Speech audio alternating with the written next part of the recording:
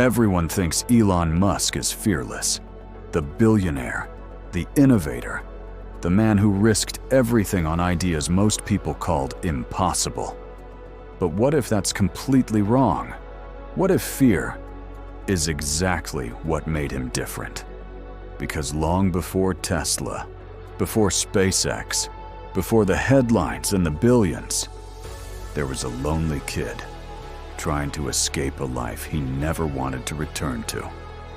And maybe that's the lesson most people miss, because the people we call fearless are often the people who understand fear the best.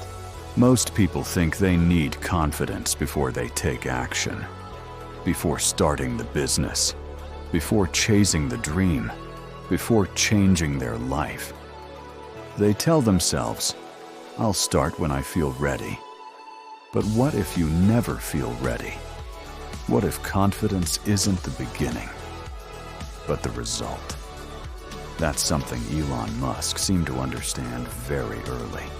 He wasn't born with certainty. He wasn't born with proof. He wasn't born knowing things would work out. He simply learned something most people never do. Fear doesn't disappear. You move anyway. As a child, Elon spent a lot of time alone. Books became his escape. Not because reading was impressive, because books gave him something reality didn't: control, adventure, possibility. While other kids were focused on fitting in, he was imagining different worlds, different futures, different lives. And when someone spends enough time feeling disconnected from the world around them, they often develop one powerful habit. They learn to build their own world instead. Most people see isolation as a weakness, but sometimes it's the birthplace of vision.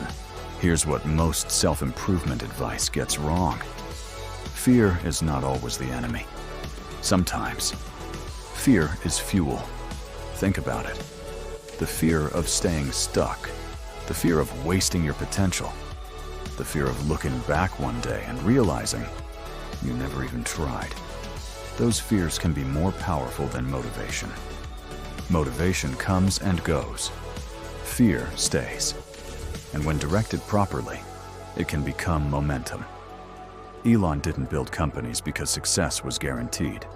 He built them despite uncertainty, despite criticism, despite the possibility of failure. That's what separated him from most people. Not intelligence alone. Action. Action before certainty. Action before confidence. Action while afraid.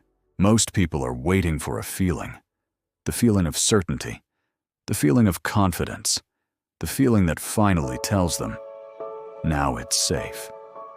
But life rarely works that way. The opportunity appears first. The fear appears second. The confidence appears last. And that's where most dreams die. Because people treat fear like a stop sign, instead of what it actually is: a signal. A signal that something matters. A signal that growth is happening. A signal that you're leaving the familiar behind.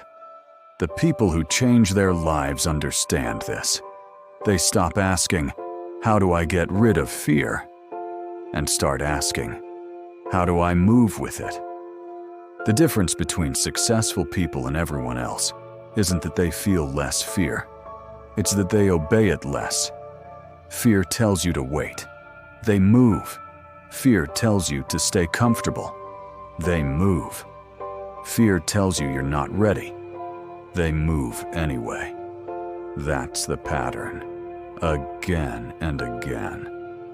Not because they're fearless, because they refuse to negotiate with doubt. And over time, those small acts of courage create extraordinary outcomes. Most people spend years trying to become confident, trying to eliminate uncertainty, trying to remove risk from life. But confidence was never the secret. Action was. The truth is, You don't need confidence to start. You need courage. And courage is simply action in the presence of fear. That's it. Not perfection. Not certainty. Not guarantees. Just movement. One step, then another, then another. Maybe that's what Elon Musk understood before most people. Not how to eliminate fear, but how to stop obeying it. Because fear will always be there. Before the first step, before the big decision, before the risk, before the opportunity. The question isn't whether you're afraid. The question is, what are you going to do next? Because the people who change their lives aren't the people who wait until they feel ready. They're the people who move while they're still scared. And sometimes that changes everything.